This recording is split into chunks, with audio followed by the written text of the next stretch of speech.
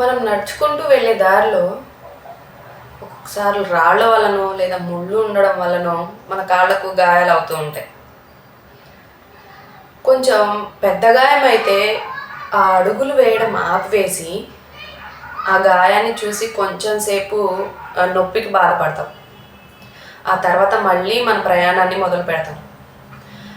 ఒక 2 రోజులు 3 రోజులు ఆగితే ఆ గాయం మర్చిపోతాం, మానిపోతుంది.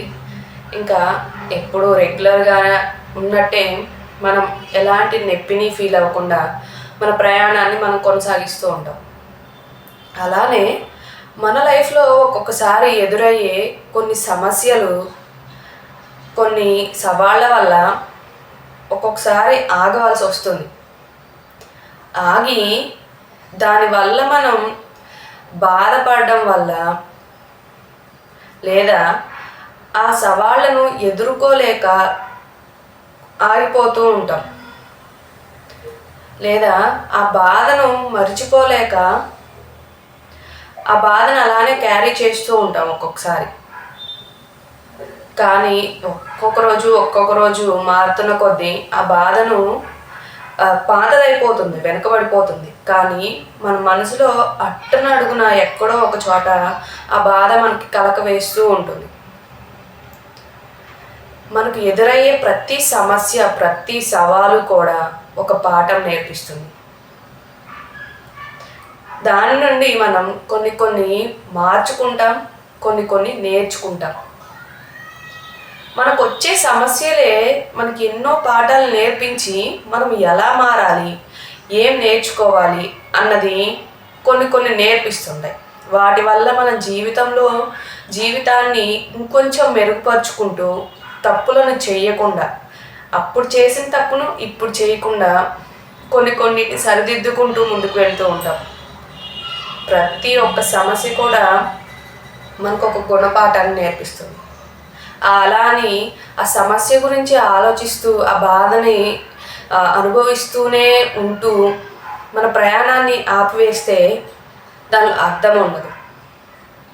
ప్రతి సమస్యను కూడా అధిగమించి ముందుకు వెళ్తున్నప్పుడే మనల్ని మనం కొత్తగా మనకి పరిచయం చేసుకోగలుగుతాం. మనల్ని మనం ప్రతి విషయంలోనూ మెరుగుపరుచుకుంటూ ముందుకు వెళ్తున్నప్పుడు ఎలాంటి సమస్య వచ్చినా సరే దాన్ని ఓవర్కమ్ చేసి ముందుకు వెళ్ళాలి అన్న ధైర్యాన్ని కూడగట్టుకోగలుగుతాం.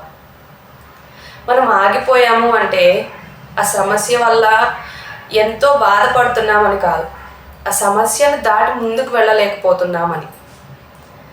మనలో ఉన్న ఆ మైనస్ని తీసేసి ప్రతి సమస్యను, ప్రతి సవాళ్ళను కూడా ఎలా కాలుకు దెబ్బ తగిలితే 2-3 రోజులకు మర్చిపోయి ఆ దెబ్బ నొప్పిని ఫీల్ అవ్వకుండా ఎలా ప్రయాణాన్ని మొదలు పెడతామో, అలానే మనలో ఉన్న పవర్ని మనం తెలుసుకొని ప్రతి సమస్యను అధిగమించి దాన్ని ఒక కొత్త సవాలుగా తీసుకొని ఒక కొత్త ప్రయాణాన్ని ఎప్పుడూ మొదలు పెడుతూ ఉండాలి. మనకు తెలియకుండా మనం ఎన్నో సమస్యలను దాటి ఎంతో నేర్చుకుంటూ ముందుకు వెళ్తుంటాం.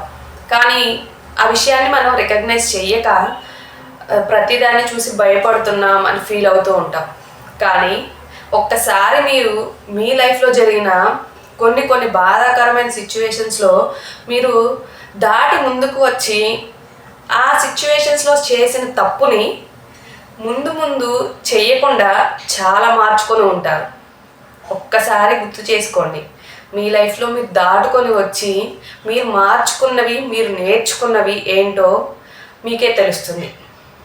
నేను మీ అనుష, ఉమెన్ ఎంపవర్మెంట్ కోచ్.